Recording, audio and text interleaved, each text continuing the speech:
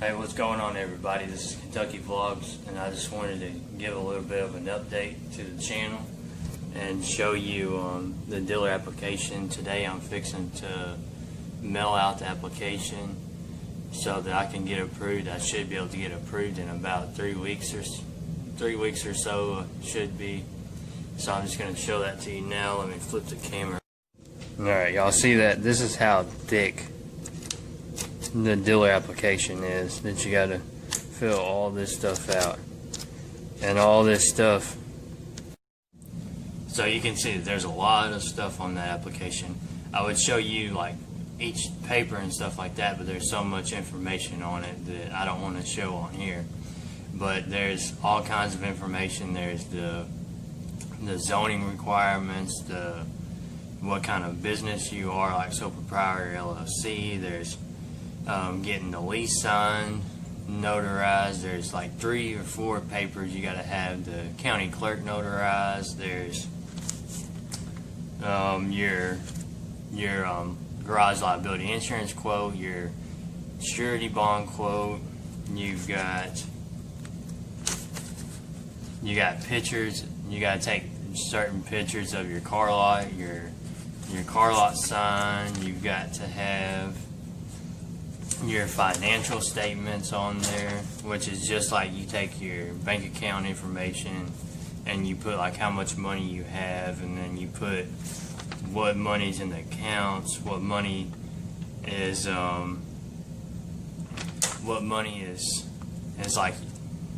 like in like bonds and stuff like that, where you got money invested in other things, and then it asks you what your debts are, what loans you have, stuff like that. And then you have you do a assumed name certificate if you used a name that wasn't Auto Sales at the end of it, or Auto Mart or something like that, because certain names require assumed name. And then like I had to pay $50 just to get the assumed name. There's a lot of hidden fees. I got to do this. I gotta go right now to the post office and get 2 money orders, one for $40 and one for $25.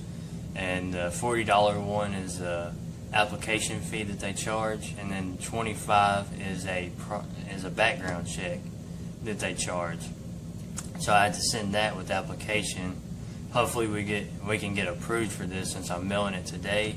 It'll take them about 3 to 4 weeks to approve it when their meeting is. Their meeting is only every second Friday of the month, so they only have it one meeting a month, and that's it. So you gotta wait for the next meeting. But there's a lot of stuff in this application, and I wanted to just show it a little bit. And there's a lot of hidden costs that you'll have when you try to start your car lot. Like you gotta pay a permit. You gotta get a sign permit, and that's just you have your sign out by the road for your car lot, and you gotta pay them a fee just for the sign permit, and that's all through the city hall. If you're in the city limits, then you'll probably have this, where you gotta go to city hall and buy a sign permit just to have your sign outside. And mine is gonna be $50 for that sign permit, just so my sign can be out there in the road, just on my property that I'm renting. So to me, that makes no sense, and they're controlling way too much. The city hall is, but that's how they have it set up. So you just gotta play their game with it and do what they say, pretty much. But there's a lot of hidden stuff like that, and like the assumed name, I had to pay for that. The sign permit is extra. You gotta remember that you'll pay your electric and water, and that'll be extra money that you might not be thinking about. The landline phone you'll have to pay for. You have to pay for the desk in your office. You have to pay for the landline. No, I said the landline phone. You have to pay for the at least 2 chairs in the office, so you can have a chair and the customer can have a chair whenever you're doing a deal. And my requirements for the office is just the desk, chair, file cabinet, and then the landline. So you have to have the money to buy that stuff. And then you of course you're going to have money to buy the vehicles that you get, and then you'll have to have the money to buy your garage general liability insurance, and then you'll have to have the money to buy the surety bond that you'll have to have, and you can get quotes on them and find out how much that's going to cost you first before you try to do the car lot. And my last one, like I think 2 videos back, I talked about the surety bond and the garage general liability insurance, so you can go to that video if you don't know what them are, but you have to have them for the car lot. But so there's a lot of hidden stuff, and I'm gonna make a video saying how much it cost me, but I'm just kind of waiting because I'm not completely finished and have the car lot all the way finished yet. So I haven't spent as much as I'm going to because I don't have it all the way finished. So I'm kind of waiting for that video, but I will be making a video of how much the car lot cost me to do. And I'm gonna make a video showing how much I'm paying for the rent on my car lot too. So I gotta get to the post office and then we'll be back. Fill our application mailed. We're gonna go back to the house and wrap up this video. So we're back at home. We got the dealer application mailed out. So now we are all good, and we have to just wait now, or 3 weeks to get anything back from them to find out if we got approved or not. Because we just gotta sit and wait now until they have their meeting. It costs us another $65 for their fees with the application, but we got it done now and it's mailed in. And I'm gonna show you the landline phone I got, because I was able to do it without actually having where they had the old phone cords jack. Like you had the phone cord jack on the wall and then you plug the phone into it. I was able to do that where you didn't even have to have that, because a lot of buildings don't even have that phone jack anymore like they used to. Every place had it, but now a lot of places don't have it, or the landline phone lines on the utility pole, the line's not there no more for a house phone because of nobody using them no more. But the DMV requires you to have one, and it don't make no sense, and you shouldn't have to have one since nobody uses them anymore. But that's one of their rules, so I guess you got to do it anyways. But I'm going to show you the one that I got to where I didn't have to have that phone jack. So let me flip it around here and I'll show you. Alright, if you can see that, it's a little bit dark, but this is the landline phone I went with. You got the normal phone right here, but instead of having it plug into the phone jack, it plugs into the back of this router. So this router is what's making the phone work, and the phone's plugged into it. The phone and router is both plugged into the outlet.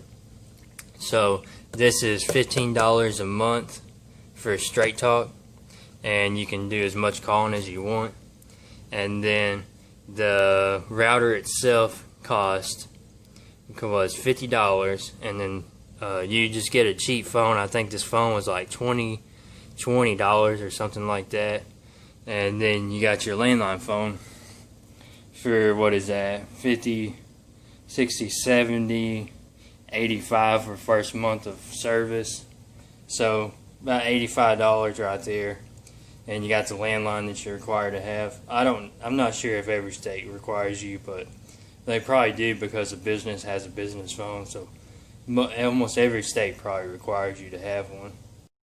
But anyways, that's what I did with my landline situation that I had, because it had a phone jack at the car lot, but there was no phone line going to it anymore. It was just like, it was completely off the utility pole and wasn't even there no more. So I would have had to mess with, I don't know, I think it used to be Bell South around here that did landlines, and I don't know if they still do or not, but you have to call whatever phone place that does it, and then get them to come wait on them for their schedule and rewire everything. And I don't think you would pay for it, but I don't know, you could end up paying for it.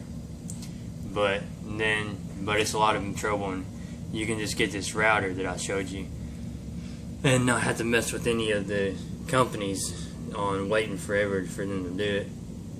So there's a lot of different things you can do like that. And I'll be getting my electric and water turned on soon for the car lot, because I haven't turned it on yet.